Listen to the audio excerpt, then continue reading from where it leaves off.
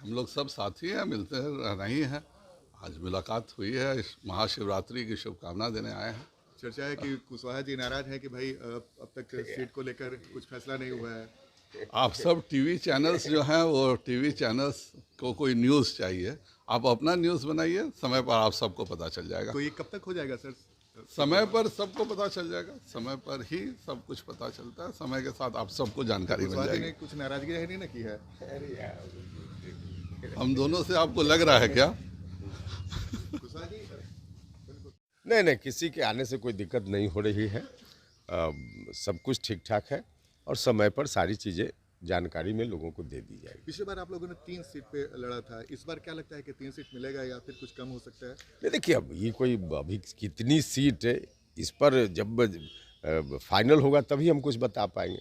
अभी 3 seat 5 seat 4 seat इसका कहाँ कोई मतलब है। मतलब कितनी सीटों पे लड़ने की तैयारी है सर? नहीं, तैयारी तो 40 में 40 हम लोगों की है ना। 40 जगह एनडीए के उम्मीदवार को जिताना है, तो सब जगह तैयारी है।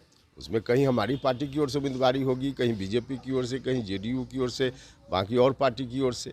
तो तैयारी तो सभी जगह है ना। लेकिन फिर भी कोई कुछ संख्या तो आपने सोचा होगा ना कि भाई इतनी सीटों पे लड़ेगी आपकी पार्टी? नहीं, अब क्या सोचा है नहीं सोचा है, जहाँ ज़रूरत होगी वहाँ बताएंगे ना। मीडिया के माध्यम से ऐसी चीज़ों का डिस्कशन थोड़े होगा। सर चिराग पासवान को लेकर क्या कहेंगे? चिराग पासवान भी के बारे में कई तरह की चर्चा। अब चर्चा करने वाले लोग जाने क्या चर्चा कर रहे हैं, लेकिन चिराग पासवान जी भी एनडीए के सम्मानित नेता हैं और सब लोग मिलकर के 40 इस बार एनडीए की झोली में बिहार से डालेंगे। सब लोग हैं।